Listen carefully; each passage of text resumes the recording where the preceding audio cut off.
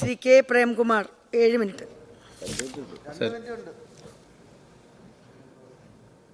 2026-27 വർഷത്തെ പുതുക്കിയ ബജറ്റിലെ ധനാഭ്യർത്ഥനകളെ എതിർക്കുകയാണ് സർ.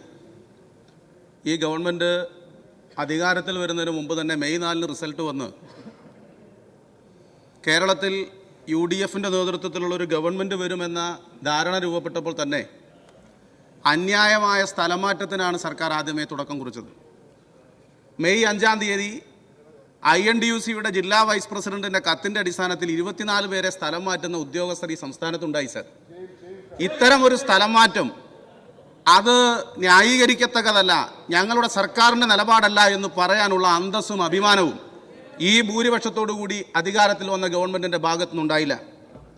ബജറ്റുമായി ബന്ധപ്പെട്ട് വന്നാൽ ബജറ്റിൻ്റെ സൈസ് വെട്ടിക്കുറയ്ക്കിയത് സംസ്ഥാന ബജറ്റ് സംസ്ഥാനത്തിൻ്റെ വിഹിതം 35,750 കോടിയിൽ നിന്ന് 30,370 കോടിയായിട്ട് കുറച്ചു. 5,380 കോടി രൂപയുടെ കുറവ്.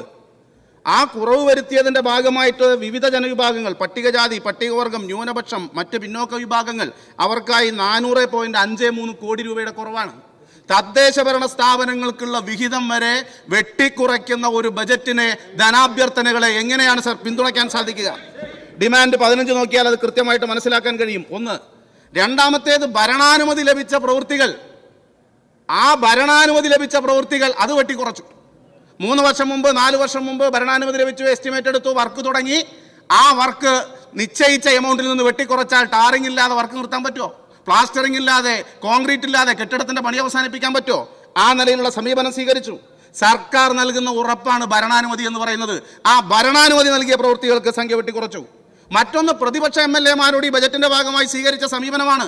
പുതുക്കിയ ബജറ്റിന്റെ ഭാഗമായി ഒരു നിർദ്ദേശം പോലും പ്രതിപക്ഷ MLA-മാരുടെ മണ്ഡലത്തിൽ ഏത് പ്രവൃത്തിയാണോ, 1 കോടിയാണോ, 2 കോടിയാണോ, 3 കോടിയാണോ, ഞങ്ങൾക്ക് വിരോധമില്ല. ഇത്തരം ഒരു സമീപനം കേരളത്തിന്റെ ചരിത്രത്തിൽ ഇന്നേ വരെ ഇല്ലാത്തതാണ്. അത്തരത്തിലുള്ള ഒരു സമീപനം ഇവിടെ സ്വീകരിക്കുന്ന സാഹചര്യം ഉണ്ടായി. എന്താണ് സർ ബജറ്റിന്റെ നയം? ഇപ്പൊ പറയാണ് കേരളം കടം കയറി മുടിയാണത്രേ. രാജ്യത്ത് 28 സംസ്ഥാനങ്ങളുണ്ട്. കേരളം കടത്തിന്റെ കാര്യത്തിൽ എത്രാം സ്ഥാനത്താണ്? 10ാം സ്ഥാനത്താണ് കേരളം. VS ഗവൺമെന്റ് പടിയിറങ്ങി പോകുമ്പോൾ ഉണ്ടായിരുന്ന കടത്തേക്കാൾ 100.03% ഉമ്മൻചാണ്ടി സർക്കാർ പടിയിറങ്ങി പോകുമ്പോഴുള്ള കടം. ശതമാനം 100.03%.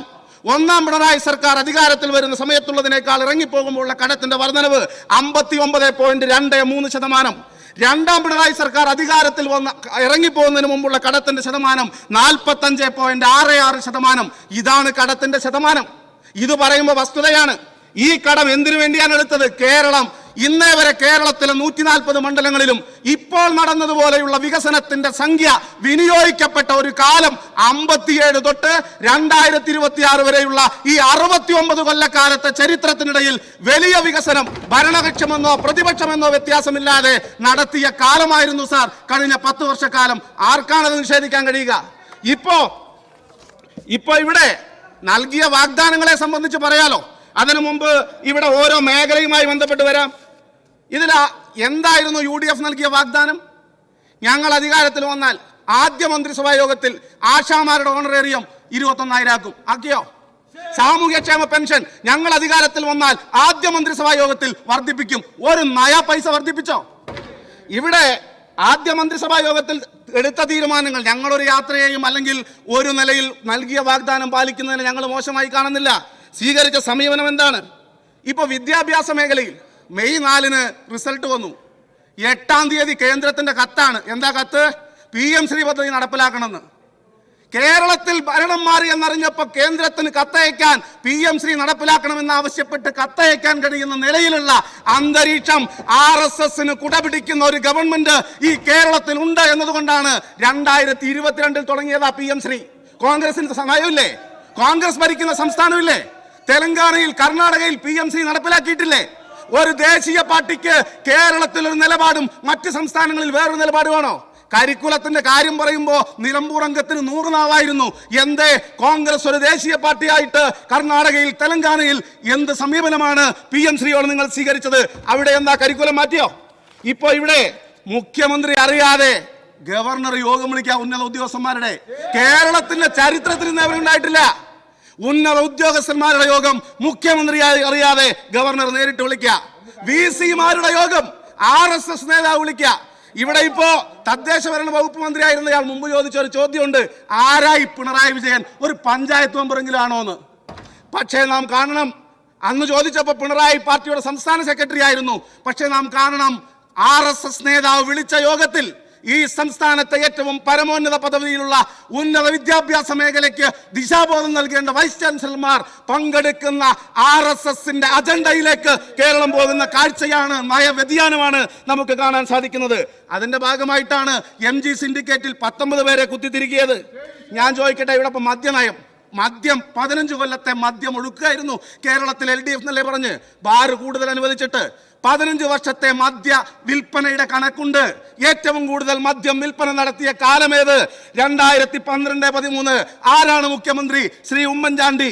വീരം കുറഞ്ഞ മദ്യം ഉൾപ്പെടെയുള്ള ഏറ്റവും ഉയർന്ന വിൽപ്പന 244.33 ലക്ഷം കേസ്. ബിയർ ഉൾപ്പെടെയുള്ള മദ്യത്തിന്റെ വിൽപ്പന കഴിഞ്ഞ 15 വർഷത്തിനിടയിൽ ഏറ്റവും നടത്തിയ കാലമേത്? 2014-15. 15-16 ആ കാലത്ത് 355.95 ലക്ഷം ലിറ്റർ കേസ് ബീർ ഉൾപ്പെടെയുള്ള മദ്യം കേരളത്തിൽ വിറ്റു. 15 കൊല്ലത്തെ ചരിത്രത്തിനിടയിൽ ഏറ്റവും കൂടുതൽ മദ്യവിൽപ്പന നടന്ന കാലം ഉമ്മൻചാണ്ടിയുടെ കാലമാണ്. ഞങ്ങൾ അതിനെ അധിക്ഷേപിക്കുന്നില്ല, മറ്റു പല കാരണങ്ങളുണ്ടാകാം. പക്ഷേ ബാറുകൾ അനുവദിച്ചതാണ് മദ്യമെടുക്കാനുള്ള കാരണം എന്ന് പറയുന്നത് വസ്തുതാവിരുദ്ധമാണ് എന്ന് കണക്കുകൾ പറയാ. ഞങ്ങളെയൊന്നും ബോധ്യപ്പെടുത്തണ്ട, ഞങ്ങൾ പ്രതിപക്ഷത്താണല്ലോ. മദ്യനയം AICC നേതാവ് KC വേണുഗോപാലിനെ ബോധ്യപ്പെടുത്തണ്ടേ? VM സുധീരനെ ബോധ്യമാവണ്ടേ? VM സുധീരൻ ഇപ്പോൾ അത്ര വലിയ ചുമതലയില്ല എന്ന് കണക്കാക്കാം.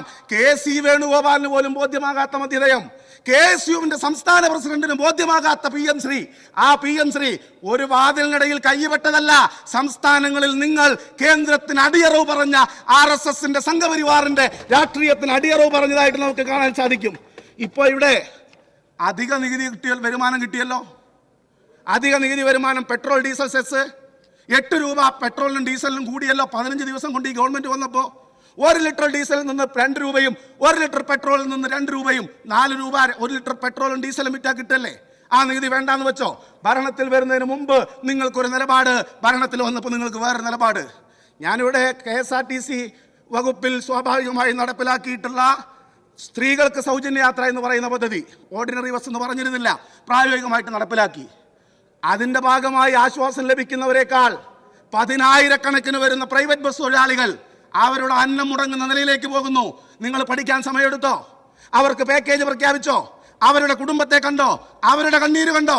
ഈ സർക്കാരിന് നികുതി അടയ്ക്കുന്ന സർക്കാർ മുന്നോട്ട് വെക്കുന്ന എല്ലാ നയങ്ങളും നിയമങ്ങളും പാലിച്ചുകൊണ്ട് സർവീസ് നടത്തുന്ന കേരളത്തിലെ പ്രധാനപ്പെട്ട ഒരു വ്യവസായ മേഖലയിൽ പണിയെടുക്കുന്നവരുടെ ജീവിതത്തെ ഏതെങ്കിലും നിലയിൽ പരിഗണിക്കാൻ ഈ ഗവൺമെന്റിന് സാധിച്ചോ? സാധിച്ചിട്ടില്ല എന്നാണ്. KSRTCയിൽ നിന്ന് പിരിഞ്ഞുപോയവർ അവരുടെ പെൻഷൻ ആനുകൂല്യങ്ങൾ കുടിശ്ശിക അത് ഇപ്പോഴും നിലനിൽക്കുകയാണ്.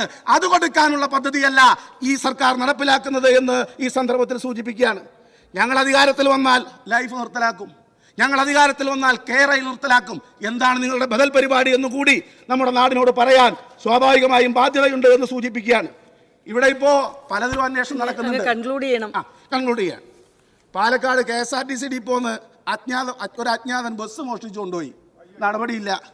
തൃശ്ശൂരിൽ അജ്ഞാത സംഘം ഗൃഹനാഥനെ കെട്ടിയിട്ട് 45 പവന്റെ സ്വർണം നടന്നു, കാര്യമായ അന്വേഷണം അറിയുന്നില്ല. പക്ഷേ മന്ത്രി ശ്രീമതി ബിന്ദു കൃഷ്ണയുടെ തലയിൽ പായസം വീണത് അന്വേഷിക്കാൻ പ്രത്യേക അന്വേഷണം ഉണ്ട്. ഇത് എവിടേക്കാണ് കൊണ്ടുപോകുന്നത് എന്നാണ്.